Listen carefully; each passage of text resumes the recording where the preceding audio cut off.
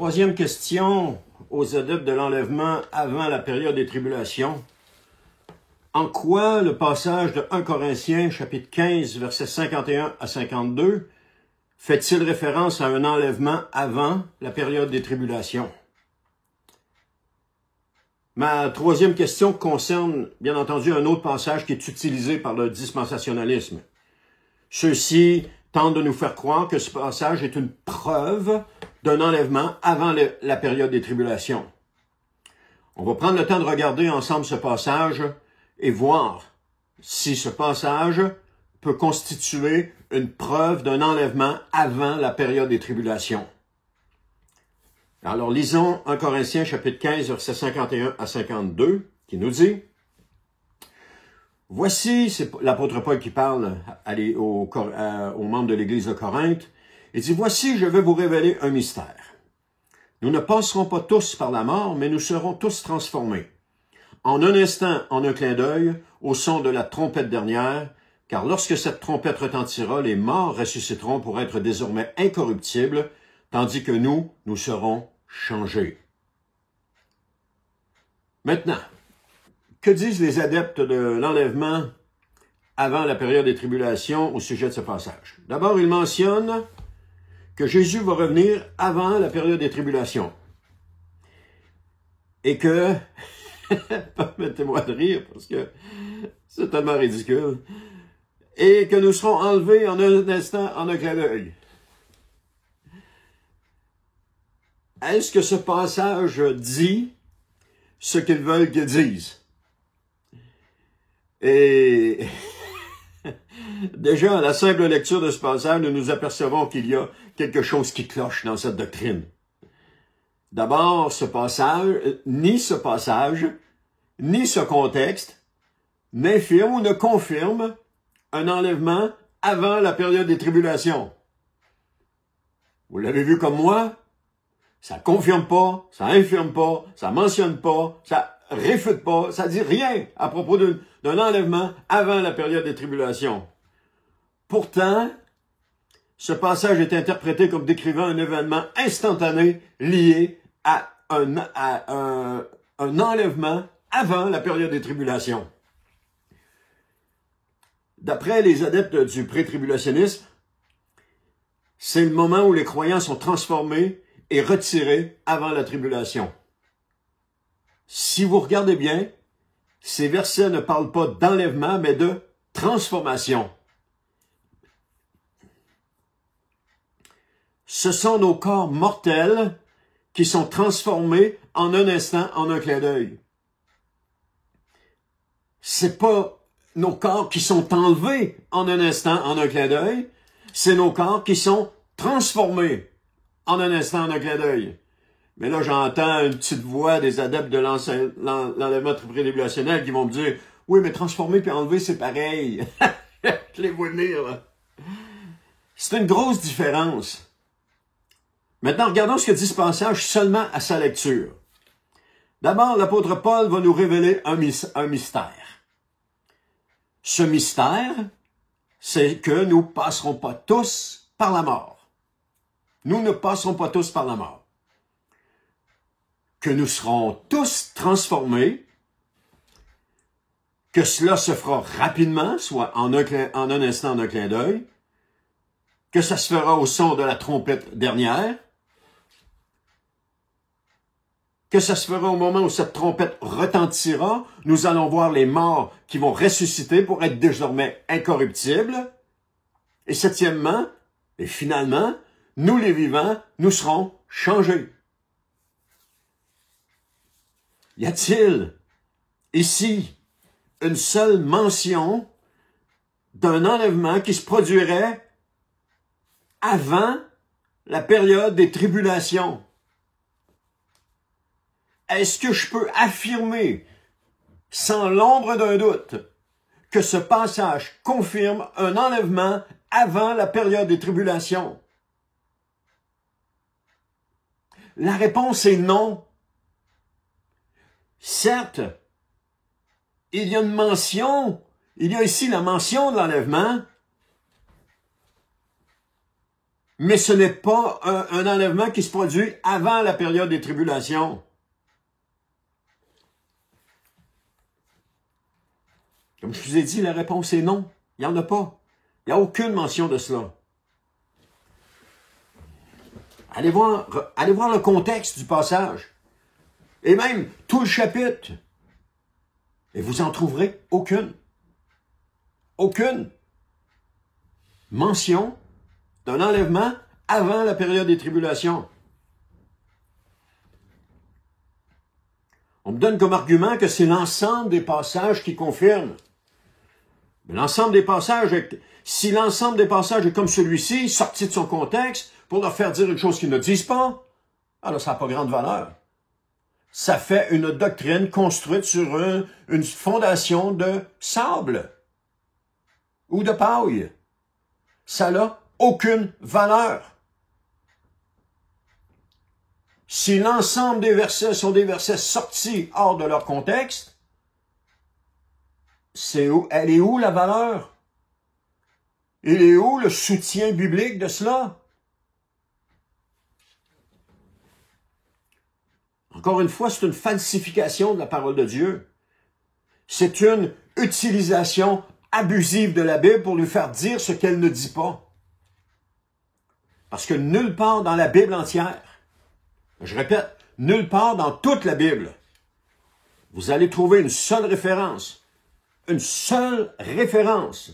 explicite qui aurait lieu, qui mentionnerait, qui ferait référence à un enlèvement qui aurait lieu avant la période des tribulations.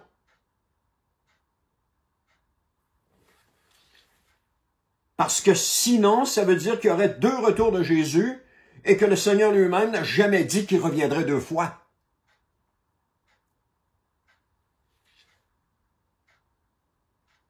Cette doctrine est une doctrine de démon.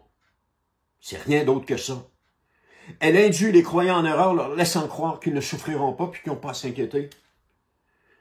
C'est une fausse doctrine qui est enseignée dans l'Église et qui fait un tort phénoménal au corps de Christ. Réfutons tous cette doctrine. Réfutons cette fausse doctrine. Sortons de nos églises ces faux prophètes. Je dis faux prophètes parce que si une personne affirme parler au nom de Dieu, elle est donc un prophète. Parce qu'un prophète parle au nom de Dieu. Alors si elle vient devant tous et qu'elle dit « le Seigneur m'a dit » ou « le Seigneur m'a montré », donc elle parle au nom de Dieu. Un pasteur, un enseignant, un évangéliste, un apôtre, un docteur qui prêche la parole de Dieu parle au nom de Dieu.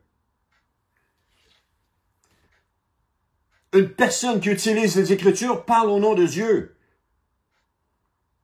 Alors, de prendre les paroles mêmes de Dieu et les falsifier, c'est un mensonge. Et ce sont donc des faux prophètes qui agissent de cette façon-là. Ils annoncent aux gens une chose que la Bible elle-même ne mentionne pas. Ils font à croire aux gens ce que la Bible ne dit pas. Regardez dans le livre de Jérémie. Il y avait Jérémie qui était un vrai prophète de Dieu, qui annonçait les choses que le Seigneur lui disait. Et il y avait d'autres prophètes, comme Anania, qui annonçaient des choses que le Seigneur ne leur avait pas dit d'annoncer. Et allez voir comment la vie d'Anania s'est terminée. Ça fait froid dans le dos. Parce qu'on ne se fout pas de Dieu. On ne prend pas Dieu à la légère. On ne prêche pas la parole de Dieu en détournant la vérité.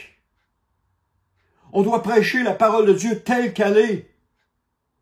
C'est fondamental. Si on ne fait pas ça, on falsifie la parole de Dieu.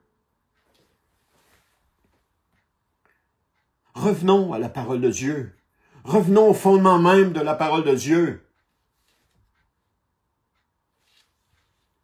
Il y a des pasteurs qui ont 40, 50, 60 ans de vie dans le Seigneur, de pratique pastorale, et qui enseignent cette fausse doctrine. Je peux pas croire. Je peux pas croire qu'ils n'aient jamais rien vu. Je peux pas croire qu'ils se sont jamais rien aperçus de cela. Je nomme pas de nom parce que je veux pas faire de tort à personne. Mais c'est honteux. Tous ceux qui prêchent un enlèvement pré-tribulationnel prêchent un mensonge.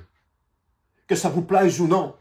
De toute façon, je suis pas ici pour vous plaire, je suis ici pour vous donner la vérité de la parole de Dieu. Et si ça vous plaît pas, ben coudonc. Je suis ici pour plaire à mon Seigneur d'abord et avant tout. Revenons à la parole de Dieu. Vérifions tout ce qui nous est dit. Allons nous-mêmes à la source pour recevoir l'enseignement du Saint-Esprit. Ne faisons plus confiance à tous ces gens qui affirment parler au nom de Dieu. Acceptons seulement ceux qui enseignent conformément à la parole de Dieu. Et que l'Esprit de Dieu nous confirme que l'enseignement qui est donné est conforme à la parole de Dieu. Mais attention, que ce soit le Saint-Esprit. Parce que quelqu'un qui prêche cette fausse doctrine n'est pas animé de l'Esprit de Dieu. Il est animé d'un tout autre esprit. Et ce tout autre esprit va vous influencer, vous les croyants, si vous l'écoutez, que vous ne réfutez pas cet enseignement, il va vous influencer et vous amener dans cette fausse doctrine et vous perdre. Parce que le but du diable et de ses démons, c'est que vous n'entriez pas dans la vie éternelle. Et cette doctrine vient directement des démons pour vous empêcher de croire.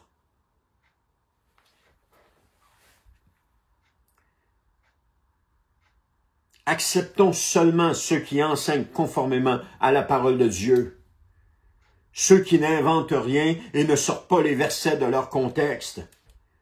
Il nous faut revenir à la parole de Dieu. Parce que, frères et sœurs, il en va de notre survie spirituelle et éternelle. Lorsque la période des tribulations va commencer, ça va commencer bientôt. Si vous avez cru cette fausse doctrine, qu'on vous a dit, oh, inquiète-toi pas, tu vas te faire enlever, tu vas t'enlever avant les tribulations, puis tu ne souffriras pas, Dieu va t'amener au ciel, blablabla, tu vas te dorloter, après ça tu vas revenir à Jésus. Tout ça là, c'est tout un mensonge, là. Être enlevé sur la terre, avant la période des tribulations, un mensonge. Monter au ciel dans la présence de Dieu, un autre mensonge. Revenir avec Jésus dans le ciel, un autre mensonge. Combattre avec Jésus, un autre mensonge. C'est truffé de mensonges d'un bout à l'autre. Truffé de mensonges d'un bout à l'autre. Alors, si vous croyez cette fausse doctrine-là, laissez-moi vous dire, je l'ai dit, je viens juste de le dire, quand les tribulations vont commencer, et elles vont bientôt commencer, vous n'aurez pas la force de tenir jusqu'au bout. Celui qui persévérera ou qui tiendra bon jusqu'au bout, nous dit Jésus, sera sauvé. Des millions de croyants ne tiendront pas bon. Parce qu'on leur a fait accroire, ils ont cru un mensonge. Il est maintenant le temps de revenir à la parole de Dieu. Il est maintenant le temps de réfuter cette fausse doctrine, de sortir ça de nos églises et de commencer à enseigner la véritable parole de Dieu.